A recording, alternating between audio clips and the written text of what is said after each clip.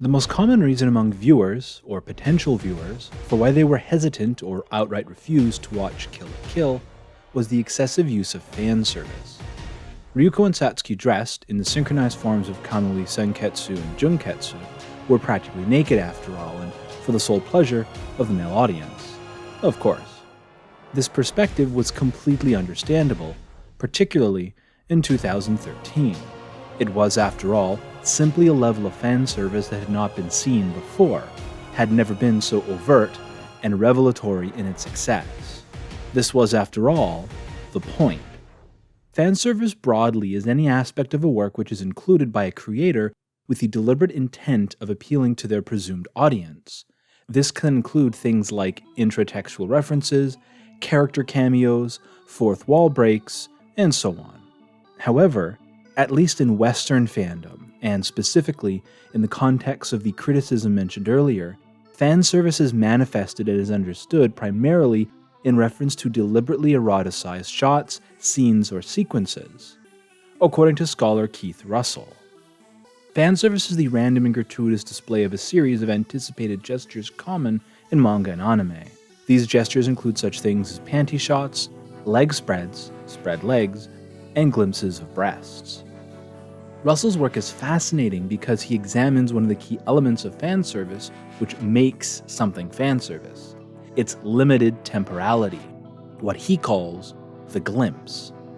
The brief flash of underpants, slightly revealed bra, just visible buttock, or flash of exposed breasts have long been staples of anime and manga. The line, as it happens, between a work of ecchi or eroge is precisely this brevity.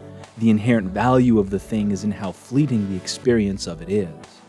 It is also worth pointing out that traditionally, this use of fan service has been of female characters for the presumed pleasure of a male audience. Kill la Kill does not adhere to this philosophy, and this fundamentally changes both the execution of and reaction to fan service within the context of the show.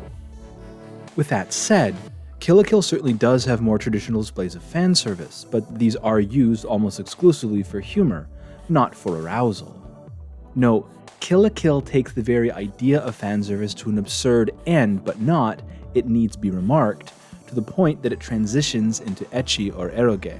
What the show manages to do is lean so incredibly hard into the absurdity of the spectacle of the synchronized kamui that it effectively becomes an overwhelming visual experience for the viewer.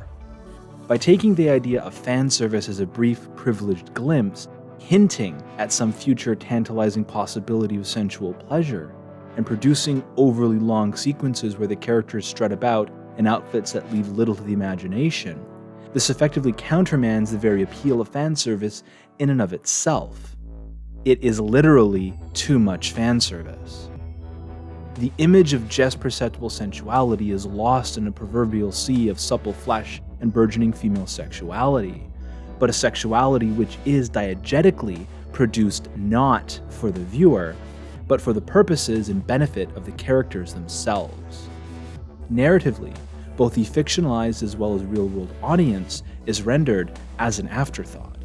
The audience is forced to interrogate their own position of viewer as voyeur without the symbolic safety net provided by the privileged coyness of more traditional manifestations of fan service. But even more than this, by providing the characters with a palpable sense of subjecthood, the presumed male audience is made to empathize with Ryuko and Satsuki. They are made to relate with and care about what happens to these characters. There are 3 instances of sexual assault throughout the run of Kill la Kill: 2 literal and 1 figurative, which I'll be discussing later. The latter is almost completely unremarked upon by critics, and the 2 former cases are commonly used as centerpieces to explain how problematic this series is, by arguing these scenes are used for the sole purpose of titillation. The sequences in question occur in episode 16, The Girl Can't Help It, and episode 19, Raindrops Keep Falling on My Head. In the former, Ragyo sexually assaults Satsuki in a bath, and the latter while Satsuki is hanging from a chain. It is also helpful to recall that the show has portrayed a considerable amount of inappropriate behavior from Ragyo towards Satsuki. This reinforces the idea that Ragyo treats people as mere objects, or, more aptly, animals, to be used of and disposed as needed. Even her own daughter. It also underlines a history of trauma and abuse which Satsuki has endured throughout her life. Far from being used for arousal, these sequences reinforce the stated narrative power of the female body when treated as subject, because in these instances, it is instead treated as object. Given the centrality of agency to Satsuki's character, a situation where she has been literally stripped of her uniform, the visual representation of her power and authority, well, it's the complete opposite of wearing junketsu in its synchronized form. It is the difference between being dressed in near nudity on one's own terms and being naked and chained because of someone else's. What's more, despite the critics' assertion that these serve no narrative or thematic purpose, but are simply the most egregious examples of the eroticization of these characters, the fan community has demonstrably different feelings. For example, in a post to the r/Kill-la-Kill subreddit on March 29, 2021, which involved a meme from the aforementioned sequence in episode 16, the replies consisted of some 93 posts of users explaining how uncomfortable the sequence made them. From a metatextual perspective, this discomfort is precisely the point, because the viewer is once again forced to reconcile the expected visual pleasure of the situation. Communal baths are a common location for more explicit forms of fan service, and the narrative situation wherein Satsuki is molested by her own mother. Similarly, witnessing a character whose sense of worth is tied to her agency be humiliated and sexually degraded creates a mild cognitive dissonance in the viewer. In this way, the audience can observe how the treatment of characters as object problematizes the standard deployment of fan service, and can force self-reflection on part of the viewer and their own culpability in these perversions as otaku voyeur. One of the aspects of the show which is often remarked upon is the prevalence of semi-naked depictions of the male body. As it happens, most critics simply brush these depictions off as being solely for the purpose of humor. This is unfortunate because while the depictions are certainly used to humorous ends, they are also leveraged to display the male body through the perspective of the female gaze, as an object of desire.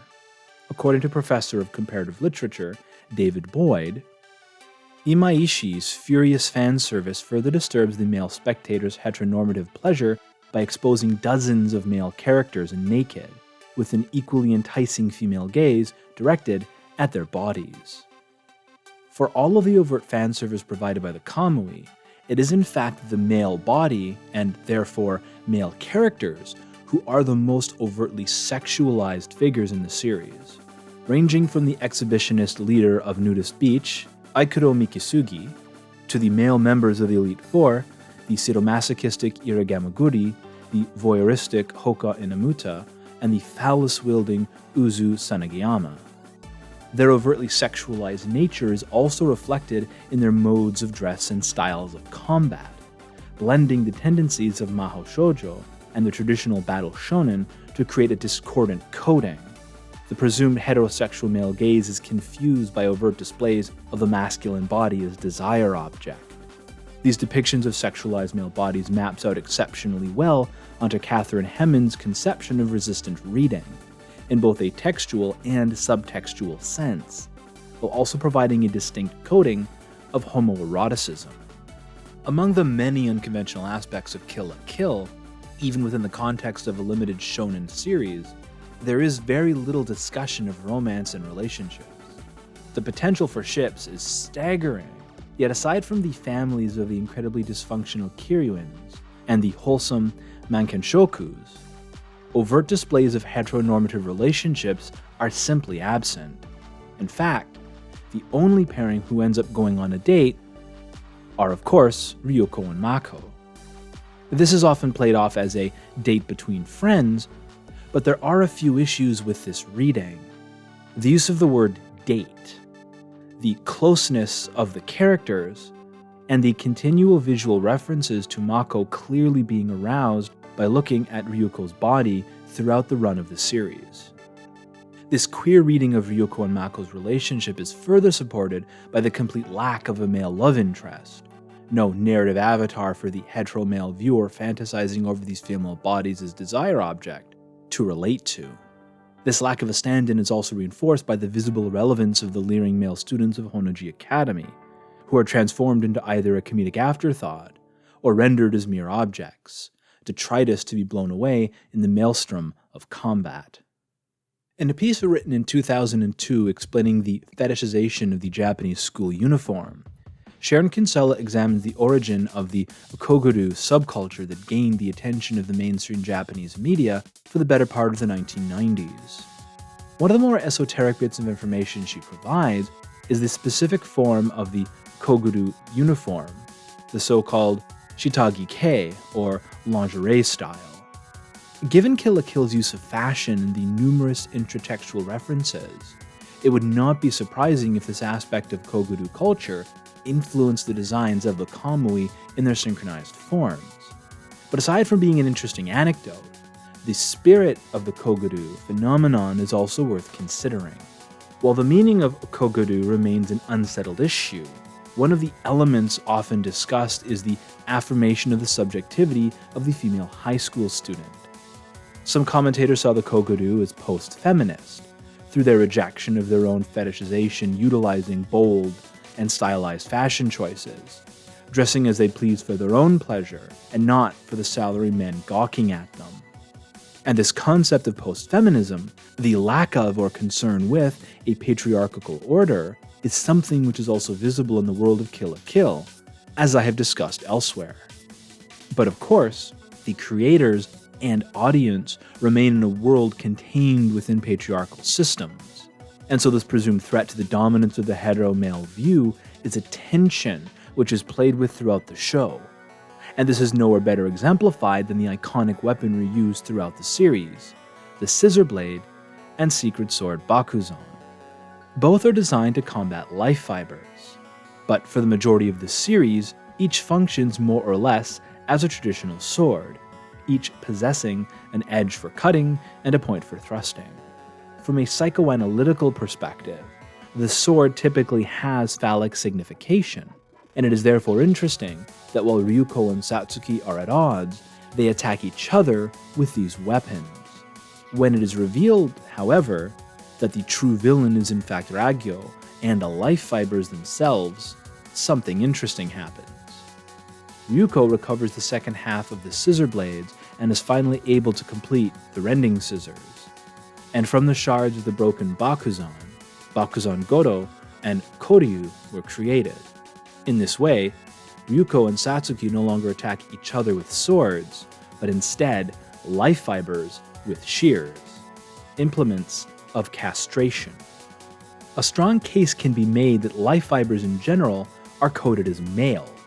Between Senketsu, Junketsu, the appearance of the covers as men's suits, and of course the way the life fibers are defeated, by severing the threads in a symbolic act of castration. The most overt example of this coding also reifies the queering of the gays present in the series. The fake memories Ryuko's mind is infected with when Nui literally sews Junketsu into her skin, that figurative sexual assault I had mentioned earlier. In a reversal of her relationship with Senketsu, Junketsu overrides Ryoko's mind and wears her. In the artificial memories which supplant her own, Ryuko sees herself getting married to a male figure whose face is composed of life fibers. Ryuko literally has to have the mindset forced upon her to fantasize about a heteronormative relationship, a state she's only able to break free from by the intervention of Mako. Therefore, the coding of the life fibers as male, coupled with the representation of the female body as desire object, clothed as it is in the fashion of patriarchal control in the Seirefuku, or the male gaze in the synchronized kamui, is completely subverted through the assertions of the subjectivity of the female protagonists. The life fibers are, after all, initially defeated by Ryuko wearing a collectively empowered kamui, Senketsu Kisaragi, and absorbing all the life fibers into her and Senketsu after being impaled. and ultimately while wielding a massive pair of scissors. In the bittersweet finale, Senketsu protects Ryuko's return to Earth in a final act of sacrifice by shielding her from the heat of re-entry into Earth's atmosphere, his final words being, 泣くな龍子。セーラー服とは卒業するものだ。これからは好きな服を着ろ。